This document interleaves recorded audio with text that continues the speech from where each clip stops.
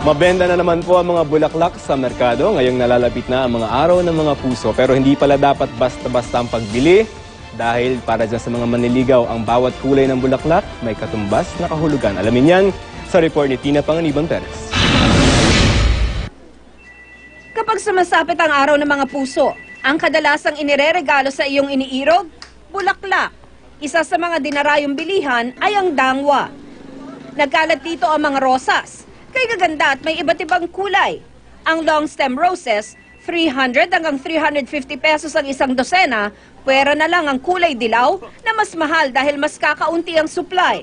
Ang short stem naman, 200 hanggang 250 pesos ang isang dosena.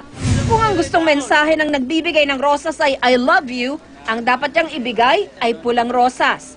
Ang puti naman, happy love. Kung pink, thank you naman. Pag dilaw naman, ang kahulugan ay pagkakaibigan o selos.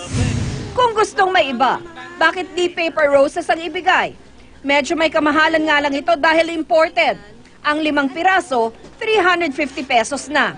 Kung isang dosena ang bibilin, 750 naman. Baka mapaisip naman ang iyong iniirog sa iyong intensyon kung cabbage rose ang iyong ibibigay. Imported ito at may kamahalan sa presyong 350 kada piraso. Pero di lang rosas ang pwedeng ibigay sa sinisinta. Pinipili rin na marami ang carnations na 200 pesos ang kada dosena ng local habang 250 pesos naman ang kada dosena ng imported. Ang Malaysian moms, 100 pesos ang isang dosena. Pero kung isasama sa bouquet na may mga sunflower, 250 hanggang 300 pesos naman ang presyo. Ang bouquet naman ng 6 na sunflower, 1,000 pesos.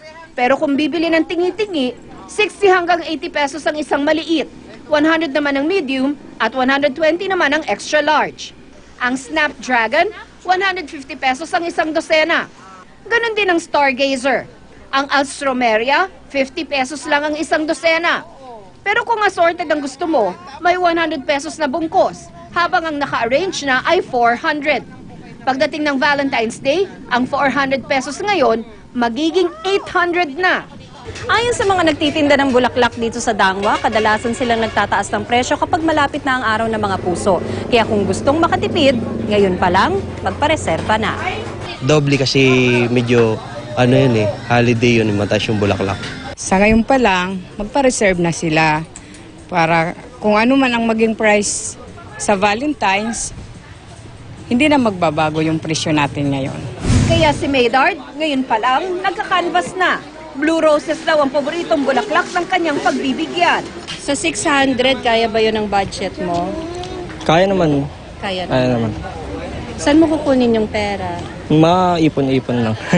Tumataas konti, pero hindi naman ganun kataasan. Kasi syempre iniisip namin yung budget din ng mga mamimili. Nakatulong din daw ang mainit na panahon para maibaba ang presyo ng mga bulaklak. Talaga itong pag-init nito, talagang blessing sa farmers, sa mga nagtatanim kasi nakakabuka ang bulaklak para maging mababa ang presyo.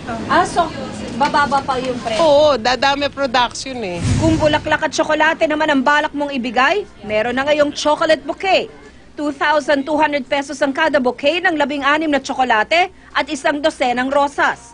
Free delivery pa sa Metro Manila. 1,500 pesos naman kung walang rosas.